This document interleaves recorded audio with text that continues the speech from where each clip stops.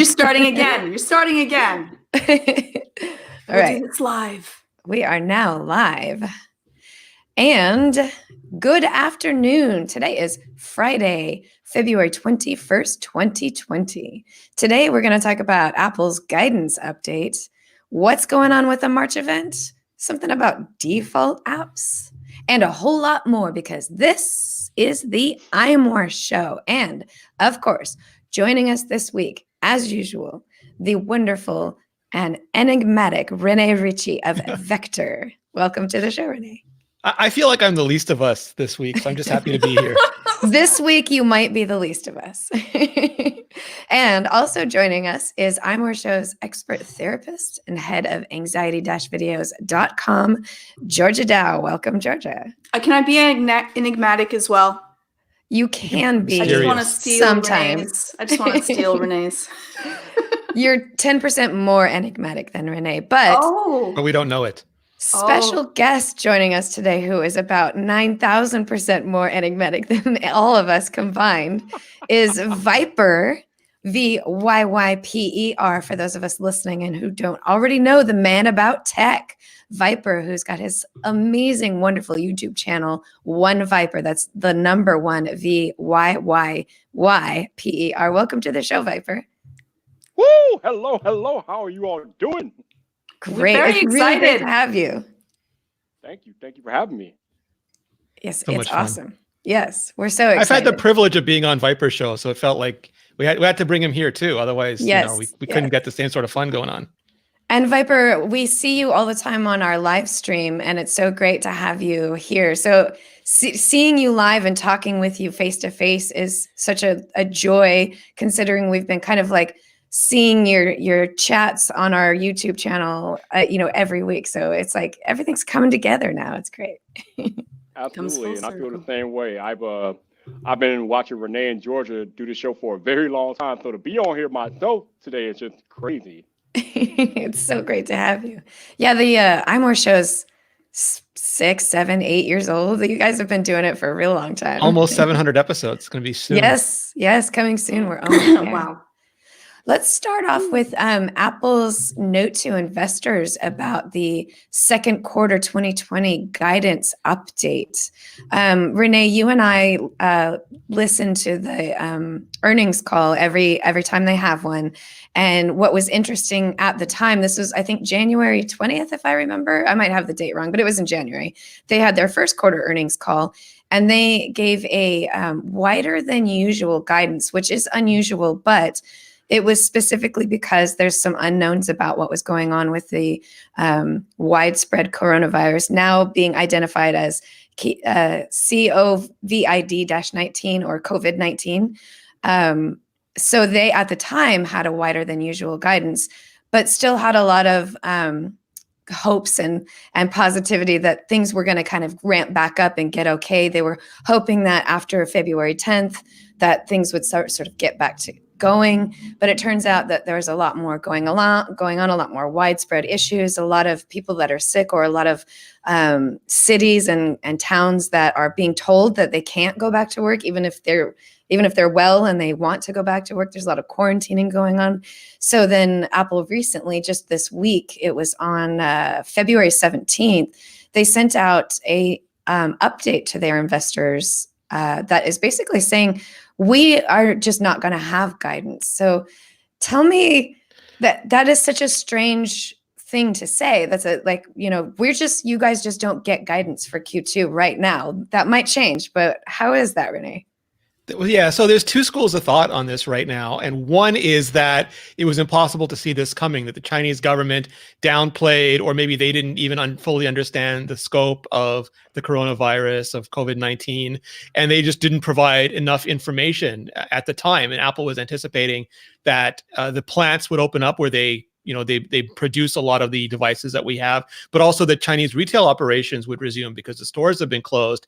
So there's sort of a double whammy going on where Apple can't produce enough devices to satisfy the world, which is the biggest problem. But also the biggest problem, of course, is the humanitarian concerns. I don't want to, understate that. It is not good for just the people there, but for Apple specifically and Apple investors, and why Tim Cook is saying this is they literally can't make enough phones to meet demand, or enough anything to make demand. They were already strained on Apple Watch 3 and AirPods Pro, for example, and now they're probably going to be strained on iPhones and other things, but also they can't sell them within China because the stores were closed and people can't go out, all those things. And that's two big hits to their revenue.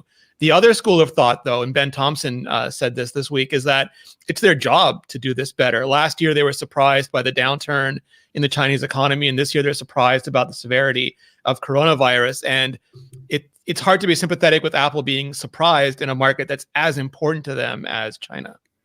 Do you think that, Renee, that means that Apple should be like looking at not sticking all of their eggs in one basket? Like, is this something that they should have tried to mitigate before this effect? Or do you think now Apple should get to the ground and running and say kind of, we need to have other supply routes? I mean, there's two things there. One is that, and Horace Dedier said this so well, none of his estimates for Apple include a meteor hitting Cupertino. Because, as much as they are in danger by Chinese production, almost all major tech companies have their headquarters, and most of their design and development takes place in Silicon Valley. If anything happened there, it'd be worse than in a production area. But they absolutely should diversify. Vyyyper, who can speak to Samsung, he got to order his Samsung last night. They're already producing in India and Vietnam and all those places, right, Vyyyper? Yeah, it seems like Samsung definitely has a more diverse pipeline for manufacturing their products. I know there was reports that Apple might be moving over to Taiwan to manufacture some iPhones and things like that. I don't know how true that is or whatnot, but it's kind of hard for me to believe that a multi-billion-dollar entity doesn't have contingency plans in place for events like this. So they have to have some type of backup plan. Yeah. And the meteorite, I'm sorry, there's much more of a chance that there's going to be a virus or something that's going to wipe out, or than a meteorite. I said alien invasion. My thing was alien invasion. Fair. Well, again, robot apocalypse even before that. Gruber had a good point too, where he said if they move production to Taiwan, Taiwan should insist that their emoji gets put back. Only fair. Actually, they'd have a lot of pull. Yes. Yeah, they should demand it then. Yeah, so it's definitely, Vyyyper, you spoke to the truth of it, which is that, Apple has and Georgia, the way you put it, put all their eggs in one basket. I think there was this sort of complacency that's been happening for a long time now, where companies, these major tech companies, are investing in China and they're using Chinese suppliers and kind of like having everything be hyper focused in one region. And then if something goes wrong, there needs to be a contingency plan. And last year, Apple they already were starting to see some small issues take place, which is why they updated their guidance in January. But what they didn't do within that year was, I guess a good word would be divest their resources and go to other countries to make sure that they weren't so hyper-focused in one area.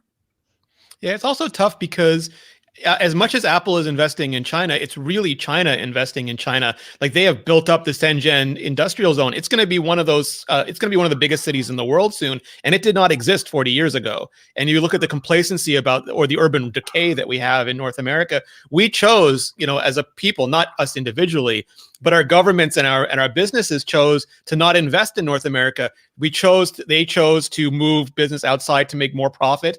We chose not to fund trade schools. And I've said this before, my grandfather arrived, he was 60 years old, he arrived in North America, got a job like this, because in Europe he went to a trade school and they were just so desperate for skilled trade workers.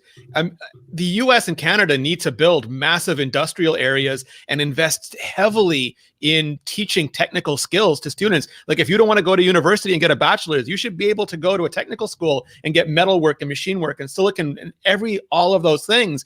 And then it'll be so much easier for these companies to bring jobs back because they'll have the facilities and the workers. But we just have very few countries have anything to. India's building it up, Brazil's building it up, Vietnam, other countries, because it's getting more expensive in China. So ironically, they're outsourcing from China now to the other countries, but they're building all that up and we're not. We just say bring the jobs back, but that's where our plan ends. Yeah. Vyyyper, what do you think? Should companies like Apple and other tech companies invest in the US and kind of try to build up the manufacturing facilities and maybe even invest in education to help people learn how to be, like tech workers and kind of work in the manufacturing industry? I mean, that would be ideal. And I know that our current president, Mr. Donald Trump, wants us to bring more manufacturing back to the U.S. It's kind of hard because, with the working situation that happened over there in China with the Foxconn factories and things like that, there is no way in hell you're getting away with anything like that here in the U.S. Like, they will shut that down like almost immediately. So, I mean, it's nice in theory. It's something that probably should happen sooner rather than later. But, I mean, you're not going to be able to get away with some of the same stuff that you're getting away with over in China with those type of labor conditions and things like that. So, what can we do here? Well, I guess what can Apple do to create better working conditions here in the U.S. while still producing the amount of phones that they need to produce to sustain the business? So what can they do? Yeah, it's definitely a hard middle ground, and I would even argue it'd be very easy in the United States to make sure that there's proper working conditions. We have good workers' rights in the United States, but the problem is actually how much that costs. So the amount that, Apple spends to have an iPhone built in another country or have the parts built in another country is so much smaller than what it would cost to have it done in the US. And we're already complaining about our $1,000 phones. So how would that affect things?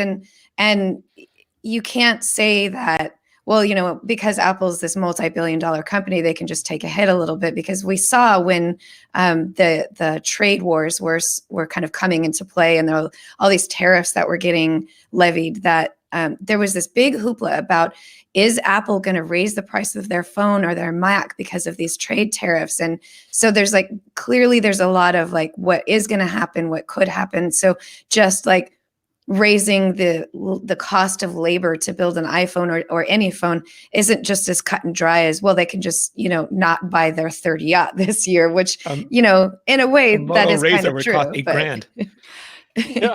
Yeah, you know what? I'll be the one to say it. I feel you know what? I am so sick of these billionaires, billion-dollar companies. They can cut some of their profits so that we don't take the regular people don't have to spend that much. You can make less on the phone and they can still be I think that the entire society of profits are the first thing that matters to everyone should be changed. And I get that they have to, the way they're kind of beholden to the shareholders and they want to make the most that they can off of their shares. But I think that the entire system of the way that we've built society is twisted and wrong. And money is not the most important thing that we have out there. I think that, doing a little bit of good, helping people out, trying to make sure that everyone in the country where your company is stationed has jobs is a bigger deal than to make the most profits and squeeze people for as much as they can. So I would be the first one to be you know what, actually, versus the person that's trying to, a single parent that's trying to work many jobs and is trying to also have good, safe, privacy enforced technology should not be the one to take the hit. Apple could. And Apple's often led the way to be the first company to be able to say, you know what, we're going to do something different because we, feel this way. We think that this is the way to go. Usually it's getting rid of something like Flash or your 3mm headphone jack, or the chemical glass. But there's other good things that Apple has done, and to taking a stand with privacy, they could do the same thing for this. And they could take a little bit of a hit, but do you really have to be the number one company? Do you have to make as much profits as possible? I think the entire society has to switch up. And the other is the Georgia. That is. Oh, go ahead. No, go ahead, man. I was gonna say, Georgia, that is so idealistic and so altruistic. I mean, obviously that's what we want. That's probably what should happen. But as well as I do that these million-dollar corporations aren't doing anything that's going to directly affect their bottom line. Not if they don't have to. They will find 1,000 ways around that hoop if they can avoid anything that affects their bottom line. And that's the unfortunate reality that we currently live in. I hear you. That's why I think everyone has to start shouting from the rooftops that things need to change. It's the only way, right? We vote with our pocketbooks as much as we vote with an actual vote. So people need to get out there. And when we get angry enough, things happen. It all starts with one person saying, let's shake this up and do a little better. And then again, who knows? Then the companies will start to listen because we get angry enough. We can make something happen, but sometimes it takes a little bit of revolution. To be the hated person. It's already starting to happen a little bit because for the last 2 years, the best-selling iPhone has been the iPhone 11 and iPhone 10R, the entry-level iPhones that are way less than $1,000. So people are already starting to vote a little bit with their wallets now. The question is, will it continue? And the other thing, and I hate to be the person everyone's going to hate now after they love Georgia so much for that, is you have to have an almost change in culture too, because again, like in China, they created Shenzhen where they have one plant and other areas. They're called economic zones, but they have literally one plant next to the other plant. So if there's a problem with, oh, the screen's not fitting right, you walk next door, can you fix your screen, please? It's not like, oh, I got to get on a plane and go to this other state or this other country and get it. So it's incredibly good for logistics and also for quality control because, and I'm not going to be Scotty Kilmer, like, yelling about how the Toyotas made in Canada are better than the Toyotas made in like Greenland or something. But there tends to be immense quality control differences when you have separate facilities for all these things, and making industrial zones like they did in Shenzhen allows for very consistent quality. Like nobody wants to have like, oh, which phone did you buy? Did you buy the phone with the 3 in the serial number or the 4 in the serial number? Because the 4 ones break, but the 3 ones don't. Like they would have to, in addition to Apple bringing the stuff here, they would have to have a ton of support just to like give them Montana, whatever you need to do. Give them like a state that has very little things in it. Let them make an industrial zone, and then we could rebuild that industry. And Georgia, you had mentioned that, Apple kind of they're beholden to the shareholders and that, there are other people that they have to make money for. But exactly what you're saying of that they're the ones who kind of like they're the company that kind of bucks that system a little bit. And that made me think about how often Tim Cook will say something like, we're not here to make money. It's not about the money. It's about making quality products. We're not going to make, a touch screen laptop just because that's what's popular, because we want to make what's good quality. And we don't care about what the shareholders think. Like there's that kind of like mentality of like, we're not here to please the shareholders, but then why aren't they investing more in the United States? And again, I do recognize the difficulty of that, but you have to make that first step. And they haven't even made that first step. No tech company has made that first step of trying to bring the, major manufacturing back into the United States. And, Apple is definitely in a position where they can say, we don't care what the shareholders think. We're going to bring manufacturing back into the United States. We're going to take Montana. We're going to build factories. We don't care a damn about the ROI. I love angry Tim Cook. Yeah, exactly. So like, let's see some, put your money where your mouth is, or take the money out of your mouth and actually do something about that. That was great. That was well said. I think status quo is a horrible reason for continuing to do something the way that it's always been done. That's a really bad idea. I think that people are truly waking up that, you know what, if we can do better, like you do as well with the tools that you have. If you know better, do better. And I think that we're coming to the place of knowing better and wanting better. Yeah. I'll also just add, so you can hate me some more, is that moving manufacturing to the US doesn't save you if the zombie plague starts in the US. So like it's diversity and quality assurance. But I'm not worried about a zombie plague. I'm saying zombie plague because I think it's insensitive to say the next COVID virus. But that could easily start in like the US or somewhere else. Again, the chances that is because of the different way that the systems work in the US and in China, and the way that the density of populations and the way that people end up working in very close proximity, and because of the cover-ups instead of freedoms of press, it couldn't happen the same way. We have more safeguards here because of the openness that we have. So it's definitely different. But either way, I even not counting about, a virus or a robot apocalypse or other things, diversity is good for every tech company, the same thing as it is for yourself in working in different skills. Being in one single stream can often cause, if that stream becomes poisoned for any reason, that you're kind of stuck. So no matter what, it's a good thing for them to diversity, and it's a good thing for us to diversify. I think that just because it worked before is not a great reason for them to say, you know what, well, we're not going to change and adapt with, changing the way that things are. It's hard. Change is hard for everyone, even large companies, because the shareholders will, have a slight meltdown and you're going to have to deal with them. But I think that in the end, it works for everyone. Now they're just going to build a bunch of data farms in the middle of the ocean and make them their own country, right? It's kind of weird though, Yeah. because I think it was last year or 2 years ago, there was that report that Foxconn was supposed to be opening up a factory in Wisconsin, but for whatever reason, that never got off the ground. I think they're still working on that one. I think That's the one Nilay Patel is sitting outside, Yeah. right? And he's reporting back on the 4K, 8K artificial intelligence every week, and it still isn't there. Yeah, exactly. Yeah. So some needs to be done. Before we move on, I do want to tell you a little bit about Indeed. They are this week's sponsor of the iMore show. When you start your hiring process, you may have questions. Will you find good applicants to choose from? What about education and experience? How will you know when you've made the right hire? Indeed is here to help.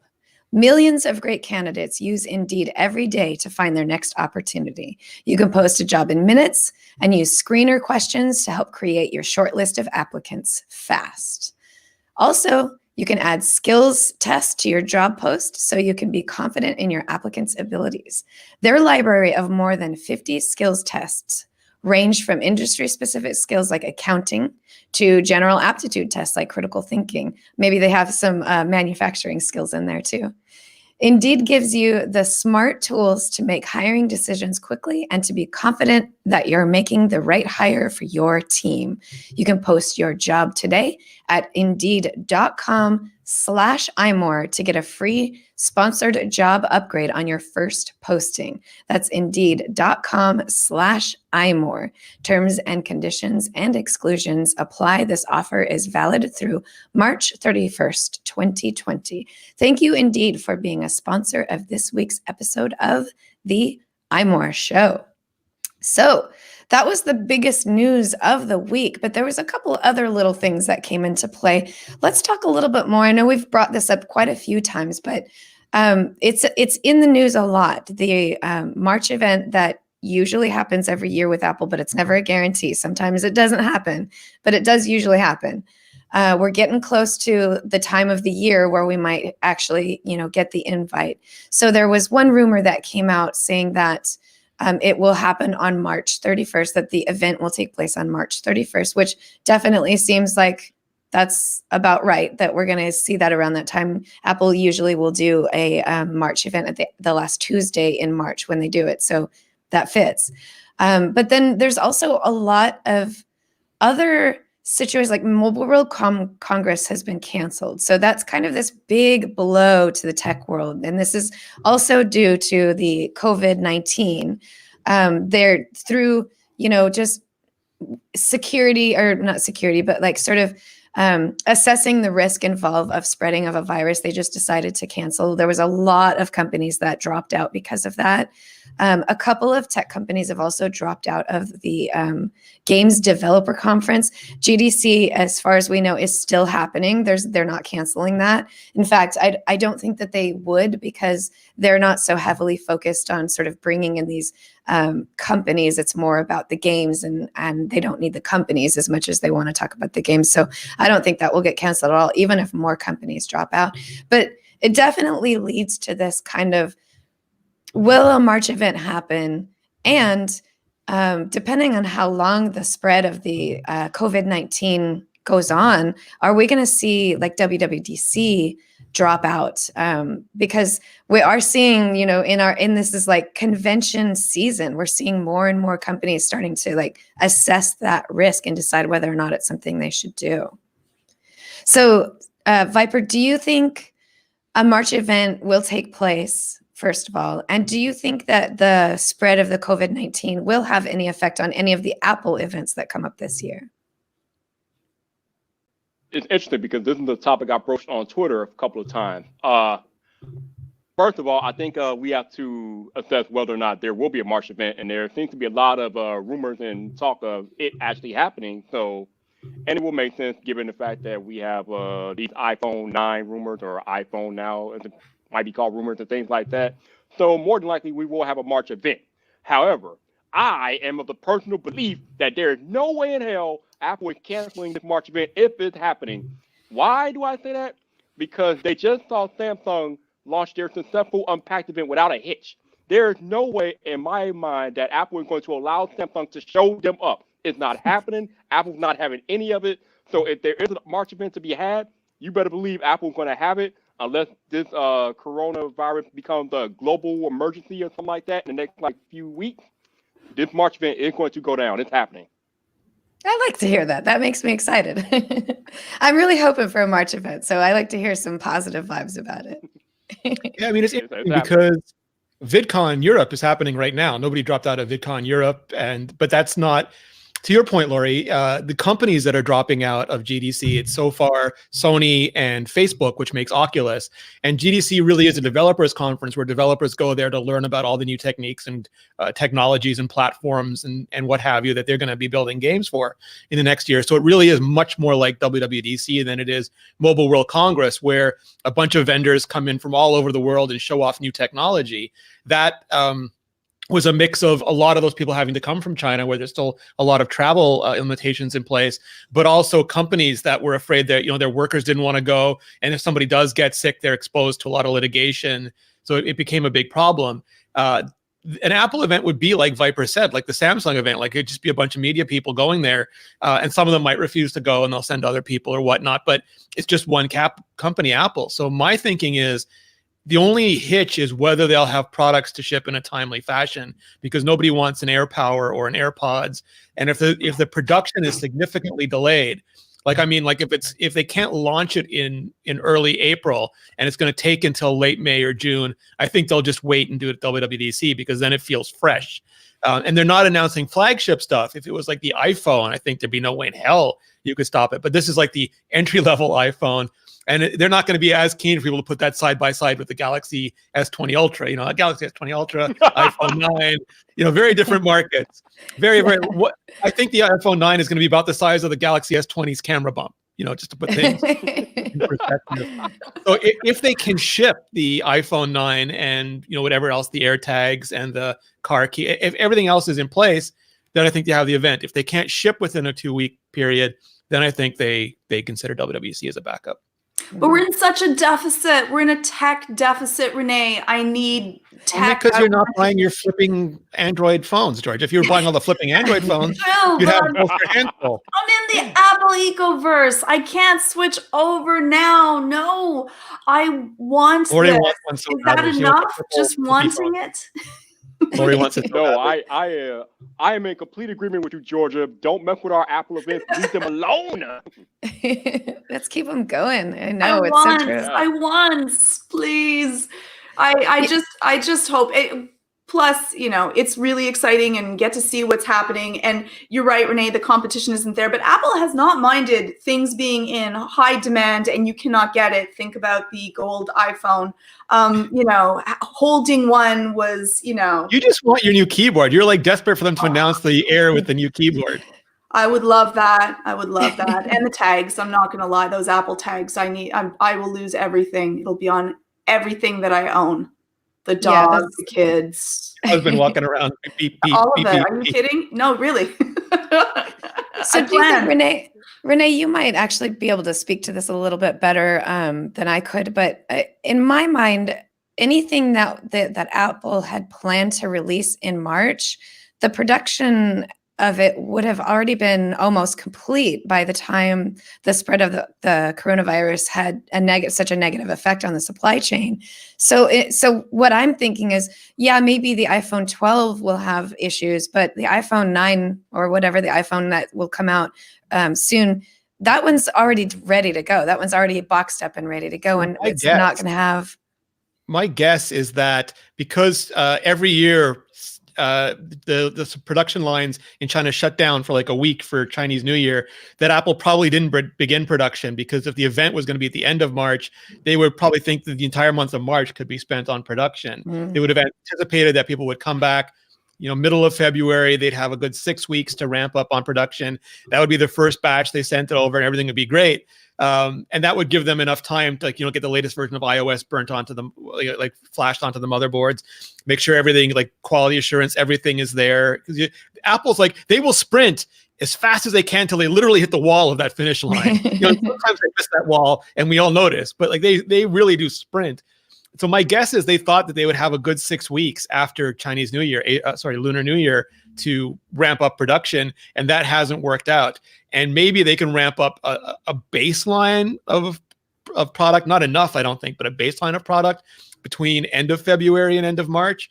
But it would just depend on how many literally how many units they can get done and ready to ship. And actually, Renee, for this particular release, like for the iPhone 9, they wouldn't need as much production as they would for a major flagship release either. So that might help them out too. True, because just the camera module would have to be remachined, but they have a lot of that. They were still building iPhone 8, so if they can switch that over, they perhaps wouldn't have to retool as much. But what about the AirPod? I'm talking about more of a demand standpoint. There won't be much demand for an iPhone 9 as there will be for an actual like iPhone 12. Yeah. Except for Lori. But well, no, the iPhone 9 is not on my my wheelhouse. You know how I feel about that. Oh. So Vyyper, I don't know if you pay much attention to my love of the iPhone SE, which is not what the iPhone 9 is going to be, but I'm a huge fan of the very small phone, and that iPhone 9, that's too big for me. She's waiting for the flip. Wow. The iPhone flip. So I got a question for you, Lori. What is your current phone then? What do you? I have the iPhone 11 Pro. I switched over from the iPhone SE, which was my absolute favorite. The iPhone 4, the iPhone 5S, the iPhone SE. Those were my phones, and I kept that iPhone SE up until the iPhone 10 because I absolutely love that size. And then when iPhone 10 came out, it's only not even a half an inch wider. So in terms of like how you hold it in your hand than the iPhone SE. And the iPhone SE was really just starting to kind of feel like an old shoe and really needed to be replaced at that point. So I switched over to that form factor, but I'm not happy with it. It's fine. And I do love the screen size, or this, how big and beautiful the screen is, but I really like having that tiny phone. And Georgia, we had talked about this once before, that I don't know that I could actually go back to the SE size screen, because I'm so used to the 10S, 11 screen. It's so nice and big that I might actually not like that size. But in terms of like the functionality of the iPhone SE, that form factor, I find it to be absolutely fantastic. It fits in your pocket.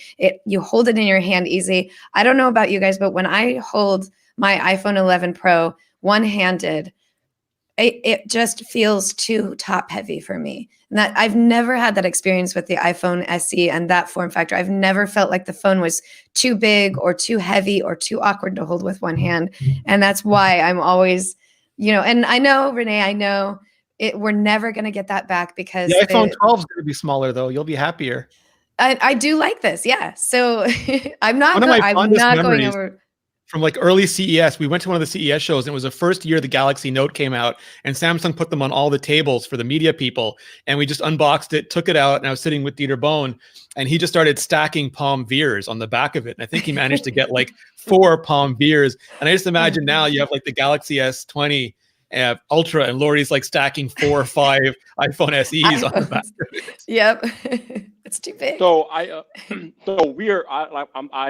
the same camp as Renee. I don't think we're ever going to get the iPhone SE form factor back, but we do know that there are a bunch of foldable patents out there that Apple may or may not be working on. So if they are working on a foldable iPhone or something like that, then you might get something close to that form factor back, depending on how it folds. Yeah, which I do love the idea, and that I think we had talked about this before. By the way, did you ordered your Galaxy phone? Which one did you get, Vyyper? I ordered or pre-ordered the Galaxy S20 Ultra. The S20 Ultra. You went ultra big with it. I would have got the Z Flip, of course, because of the cost of it. I just can't see myself spending that kind of money on it. But because I like how small it is. That's a nice little compact phone that I think is just super great. And in that case, like when you actually open it up, the phone screen is reasonable. It's probably closer to the iPhone 9 maybe size screen, or currently the iPhone 8 size screen once you unfold it, which still goes against my comfort level, but I like that you can flip it down and make it into something small. So yeah, I don't think Apple is going to make a flip phone or a foldable phone for a couple more years, because I don't think the technology is ready for it. But when they do finally come out with it, I'm hoping it will be the flip style and not that sort of vertical. So it's 6.7 inches. So that's bigger than your iPhone Pro Max. When by it's like 0.2 unfolded. inches. Yeah. Yeah. So it's still like Huge. kind of big in the unfolded way. So, but yeah, if the iPhone 12 has a nice small screen, that might be, I might jump ship off of even the 11 Pro size and go smaller, because I like it. So before we move on to too much else, in terms of the March event, we're hearing all these silly rumors about the AirPods Pro Lite. So You just killed Vyyyper dead. I'm glad. I can tell that you and I feel the same way about this. So tell me what you think, Vyyyper. What's the deal with the iPods Pro Lite? First of all, it makes no sense because it already exists. We have AirPod Pro Lite. They're called AirPods second gen. Yeah. They're $100 less. They don't have the noise isolating cushion and all that stuff, but they have no noise cancellation, no transparency mode, none of that. And again, it's $100 less, and they actually have a wireless charging case. So if you want AirPod Pro Lite, just go buy AirPods second gen and be done with it. Yep, exactly. So Renee, do you think what they're talking about with AirPods Pro Lite, it might just be third generation AirPods, and maybe they're going to add the silicon tip or something, and because we're all excited about the comfort level of what we have with the AirPods Pro? Yeah, well, there's two things. One is that Digitimes is what I like to call a randomly accurate website. So like, it's not that they get things right sometimes, it's that they say things and sometimes those things are right.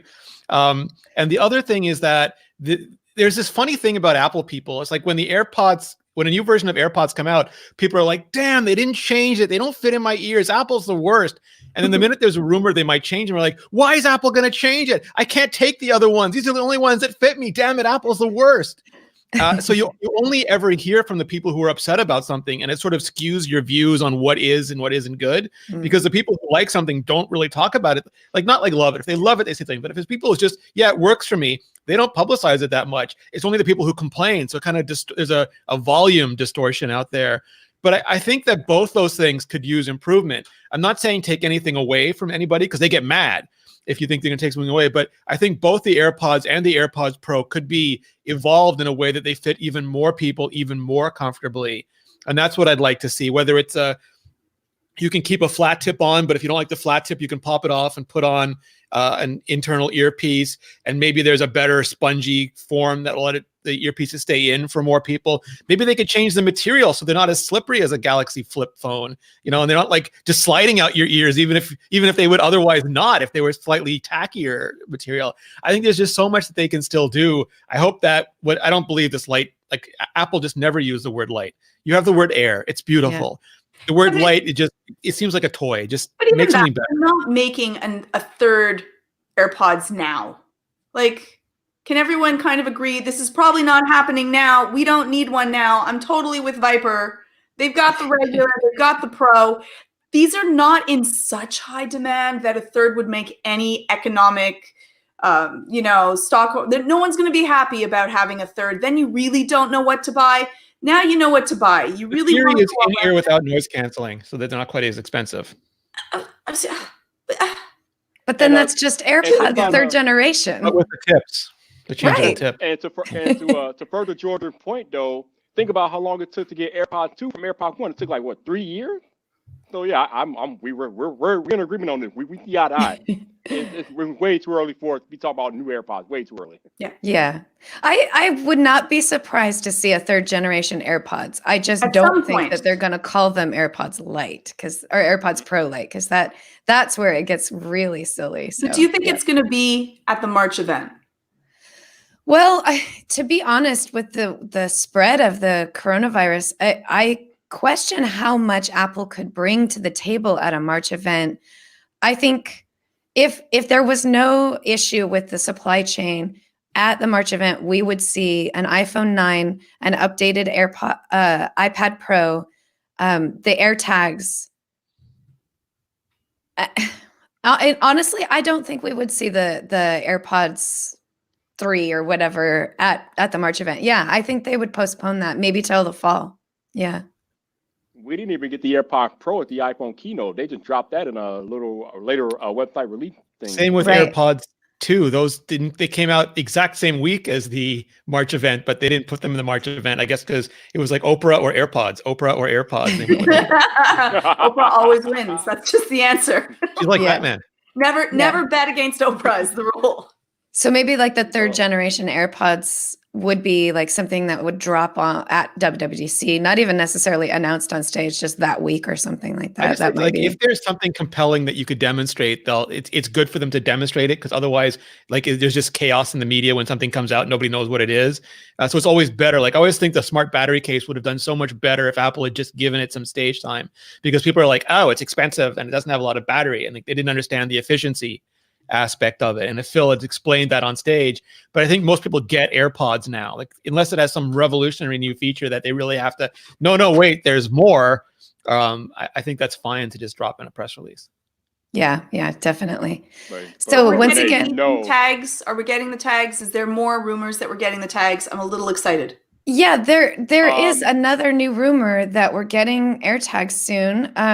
There's let's see, it is tens of millions of ultra-wideband tags will be shipped in 2020, suggesting a launch of AirTags. So this is the new rumor that came out from Ming-Chi Kuo, which Renee, I'm going to have to say randomly correct or randomly right, Ming-Chi Kuo. I mean, he used to be dead on all the time, but these days he's just throwing stuff at the wall and seeing what will stick. So that's just what I think. I get in huge arguments with this because, like, some of the stuff I feel is common sense. Some of it is more, but I think last year he had a pretty good track record. So we'll see how he does this year. Yeah, you will see. I don't know. I think toward the end of last year, at the world's most accurate Apple Insider, though, she does. She did. I do, and it was around the fall of last year where I started to notice that a lot of the things that he was saying were just not happening more and more and more. And this year I'm still kind of questioning it. I don't know. We'll see. I don't know. It's still great. And I still love to read the things that he comes out with, but I definitely take things with a grain of salt a lot more when he says them than I used to. So, but yeah, Harry raises something super interesting in the chat room, and I wait for this every time. So, like, AirTag privacy issues, and I have like this conflict about this, because yes, privacy is super important, but I also feel like Apple is held to this ridiculous standard. Like, and yeah, they're the company who make everything about privacy, so fair enough. But tiles have been on the market for years, and things like Find My iPhone, Find My iPad, Find My Apple, all these things for years. Other companies have similar products and nobody says anything. Apple doesn't even announce AirTags. There's rumors of it. It's like someone's going to put it in your gym bag and follow you. They're going to put it in your car and stalk you. And it reminds me of when they made that feature where people with accessibility issues who needed hearing aids could put their iPhone next to somebody and use the speaker to amplify the audio. And people are like, oh, you're going to spy on your family. And I'm like, okay, you can miss you. Or like, even now the super zoom lens on Huawei and Samsung, like, oh, it's going to be used by stalkers. It's like, assistive technology is assistive for everyone. And there are privacy issues with, binoculars. There are all sorts of things that can and will be abused, but you can't make people afraid of assistive technologies, because these are the most important, most helpful, most beneficial things. So yes, I hope Apple tells the story on stage for that reason, to say, look, we've put in these limitations. You can only ping once an hour. So like, it's not a very good way to follow people. And Harry's saying, now, what if someone gets tagged without consent? They can do that today with a tile. They can drop almost any phone in the world in your car and follow you with that phone. But you don't really have to worry about a tile, because I couldn't find my dog that was in my backyard with the tile. So you really don't have to worry. They can. They're this is a savage podcast today. With the tile. Renee versus George. We're diagonally against each other. Here we go. No, I think Apple needs to say things like the pings are limited, or there's some other things in place. You know what, Renee? Let's just say it. I think that Harry's right. I think that the privacy issue should be discussed. But if you only let people ping every hour, and I'm looking for my little tiny Fluffy in the backyard, and I can't find Fluffy because I have to wait another hour, people are going to lose their minds. So I think that what they should say is like, listen, you misuse your tags, your AirTags are going away, but a better choice of being able to find your child, your phone, your car, your keys, your wallet, your dog, your pet goldfish than it is to make sure for privacy issues.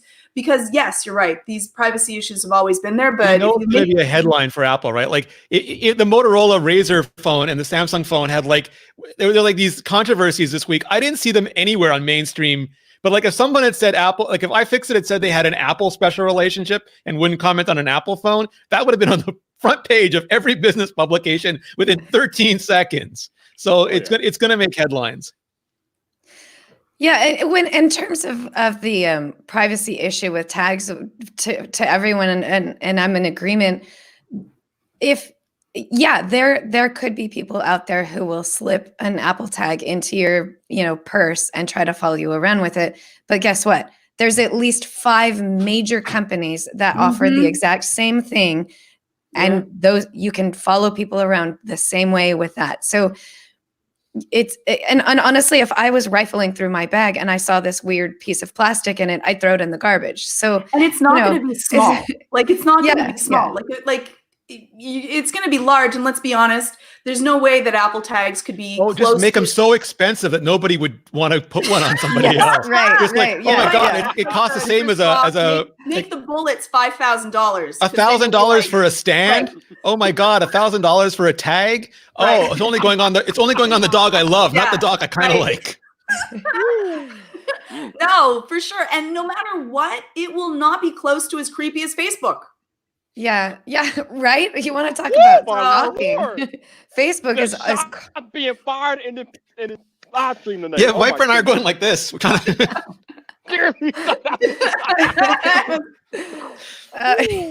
Yes. Oh man. Okay, Savage so before Cast, we move on, 1. before we move on, I do want to let everybody also know about Netgear, who is a sponsor for this week's episode of the iMore Show. Is your Wi-Fi feeling old? Does it buffer while streaming? Does connecting to new devices slow it down? Can it handle gaming, video calls, large file transfers? What happens when you try to do it all at once? What happens if you try to use your 8K Galaxy phone to upload video?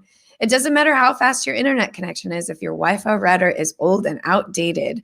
With Orbi Wi-Fi 6 from Netgear, your Wi-Fi will feel new again. Wi-Fi 6 is the latest technology that allows more devices to connect and stream simultaneously without impacting speed or reliability. The result delivers the fastest Wi-Fi for all of your devices anywhere in your home. You can stream HD, 4K, or even 8K without buffering. There you go. Eliminating lag while gaming and connect more devices to your Wi-Fi than ever before. Orbi Wi-Fi 6 is like upgrading your Wi-Fi to first class. If you are ready for the best Wi-Fi around, you can get it today from Netgear and never worry about Wi-Fi again. Check out Orbi Wi-Fi 6 at your local Best Buy or at netgear.com/best Wi-Fi. That's netgear.com/best Wi-Fi. And thank you, Netgear, for sponsoring this week's episode of the iMore Show. We're coming down to the end. There's just a couple more things that we can talk about.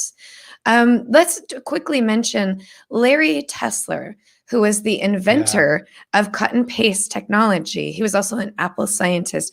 He passed away earlier this week, and he was such an important part of the tech industry. I didn't realize I didn't know him. Renee, do you know him? Did you know his name? I know of him. I don't believe I ever had the honor of meeting him, but he was, for people not familiar, he started at Xerox PARC. He was the person who demonstrated the original graphical user interface to Steve Jobs and to the original people from Apple. And he was just so enthusiastic that, unlike Xerox, who doesn't give a damn about this, they're actually interested. They want to make this a product. And then he left Xerox PARC and went to Apple, and he was responsible, like you said, for the implementation of copy paste. Like it existed before, but the implementation of it on the original Lisa and Mac. But also, he really believed that these systems had to be consistent, that you couldn't have modalities anymore. You shouldn't have to do one thing in this mode and one thing in the other mode, that the computer should just be consistent because that's a real user benefit. And he pioneered so much at Apple. He worked on the Mac, the Lisa, he worked on the Newton, which it never sold a lot, but there were so many ideas in the Newton that we haven't even equaled yet, just in terms of like the humanity of it and how it handled data and how it handled input. It is a phenomenal career, even amongst other people who had phenomenal careers. And it's such a loss for just the rich culture of computing and development that, everybody, if you don't know him, just please look him up. There's a bunch of really amazing tributes up right now. And it's the way we use computing now benefited from him. And there was a couple people who said, yeah, maybe he should have gone back to work on the iPad because it could have used them. The one thing that I did realize about Larry Tesler after his passing was how many people loved him and looked up to him and just really felt there was such an outpouring of love of this person. It makes me wish that I could have met him, because it sounds like he was an incredible person. Just his humanity, not necessarily his genius, but just his like humble, there's these great stories that people would tell about not knowing who he was, not knowing what an important figure he was in the industry, because he didn't act like it. He was very humble and very soft-spoken, and just lots of people that did have the honor of meeting him talk about what a great and wonderful human person he was. So I just wanted to mention that and kind of give a little bit of love to Larry Tesler. I'm sorry that I never met you. Yeah. We are pretty much done here. Vyyper, is there anything that you would like our listeners to know about you and what you do that we haven't already told? I am the captain of Team Apple. I make Apple Tech videos on YouTube. Not as good as Renee, but I do what I can. I do my best. Please, you are tremendous, sir. Oh, don't start. But if you want to find me, you can just type in "the man about tech" in the YouTube search bar. I'll be the first thing that pops up, or type in "Captain of Team Apple" anywhere. I'll pop up. But yeah, thank you guys for having me today. Definitely have fun and appreciate the invite. Thank you so much, Vyyper. His primary channel is terrific. His podcast is also amazing. And he brings so many different people, so many different creators, so many diverse voices that, that don't always get attention from everybody, and just lets them talk and lets them shine. And it's a real gift you have. And I really appreciate you sharing it with everybody. Thank you, sir. Appreciate you. Thank you. And Georgia Dow, I know that you're going to have to pop up really soon. So let everybody know where they can find you on the interwebs. So you can check out anxiety-videos.com, sometimes on Twitter at Georgia_Dow. And I have to say that for the people that watch the show or are here live, like, you have to watch it, because Lori's hair is rocking it so hard. It needs its own podcast. I'm just saying. Thank you. Thank you so much. And Renee Ricci, where can people watch your amazing vector videos that Vyyper was just talking about? Well, after you watch Vyyper's shows, you can go on over to youtube.com/vector, or just go to imore.com/vector and check them out. And I am up to date on my vector videos. So I'm going to spend the rest of the day binge watching as many Vyyper videos as I can. I got a chance to watch a couple of them this morning, and you're just absolutely enigmatic, Vyyper. You really do. You spiced up our podcast. Absolutely. Thanks so much. Thanks for joining our show. No, absolutely. Before we go, Renee's been on my Friday night live stream many times, but you ladies are definitely invited. If you have a free Friday night, let me know and we can make it happen. All right. Just reach on out. We'll be there. Yeah, thank you. All right. Yeah. And if you want to get in touch with me, I'm at Appaholic on Twitter. That's APPHOLIK. And I'm Lori Gill at most of the other social things. I'd like to thank everybody who jumped in and hung out with us today and had some chats with us. Harry Solomon, you had some interesting things for us to talk about, so thanks for that. We love having you live with us. We're usually live at 1 p.m. Eastern time on Fridays. Today we're actually on time. It was great. Thank you, Jim Metzendorf, for everything that you do for us. You really do make us sound wonderful. So keep it going. Today, you're going to have a little bit of work. So we love you and we appreciate everything you do for us. Thanks to all of our listeners, whether you're here live watching it on YouTube or whether you're listening later. We appreciate you. This is why we do it. And that's the end of the iMore show this week. Thanks a bunch. All right. Bye. And Yay. That was so much fun, Vyyper. Thank you so much That for was agreeing to